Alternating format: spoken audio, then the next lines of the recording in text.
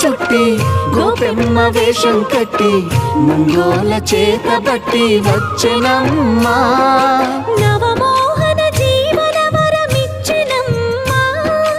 ఇకపై ఇంకెప్పుడు నీ చేయి విడిచి వెళ్ళనని చేతిలోన చేసి ఒట్టేసెనమ్మా.